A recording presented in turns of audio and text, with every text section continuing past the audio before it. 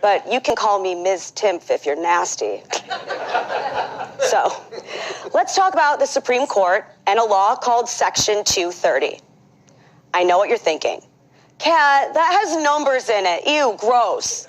If I cared about triple-digit numbers, I'd look up ratings for CNN. But if this law goes away, it could destroy the internet as we know it. But don't worry, Joey, porn will still be available, so you won't lose your second job. Get it? You thought I was saying he liked porn, but I'm saying he's in porn. It's a niche market. Thank you for your service. Ew. So, this week, the Supreme Court heard 2 cases from families who lost loved ones in terrorist attacks.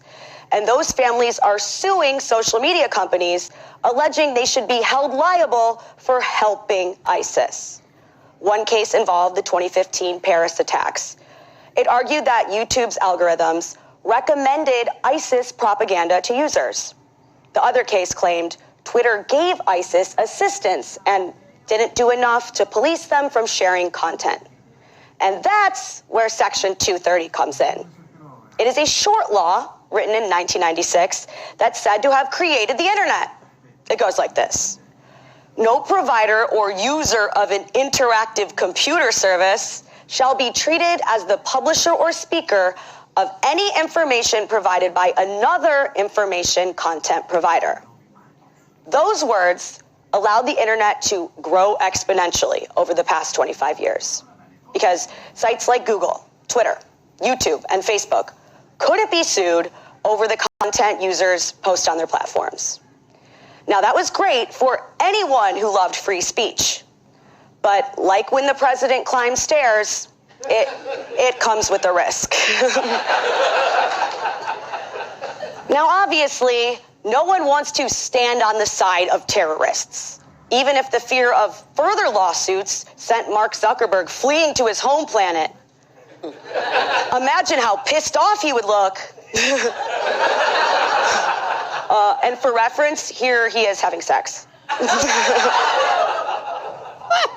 But changing this law would open the door for censoring things other than terrorism, too. And once that door is open, it'll be harder to close than Don Lemon's mouth. Think about it. It's not like ISIS content gets through because big tech people love ISIS. Of course they don't. ISIS isn't vegan. And they don't wear hoodies to work. It's because companies can't catch everything that everyone is posting all of the time. Otherwise, they'd be sending a SWAT team after every creep in my comments section. Check your grandfathers, please. Okay. And we know ISIS content is not always overtly labeled for what it really is. And I get it. It's easy to hate big tech. They bop around San Francisco, drinking oat milk lattes and acting like they're so much better than you. Well, at least whenever they do take a break from whining about having to come into the office. If I wanted to hear people bitch about their cushy jobs, I'd have lunch with Jimmy Fallon. But recently, both political sides have argued in favor of ending Section 230.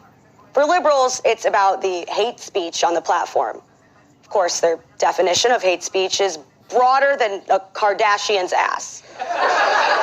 For conservatives, it's about wanting to hold big tech liable for silencing or shadow banning their views, like crazy conspiracy theories about gross stuff on Hunter Biden's laptop, which could be traced back to gross stuff on Hunter Biden's laptop.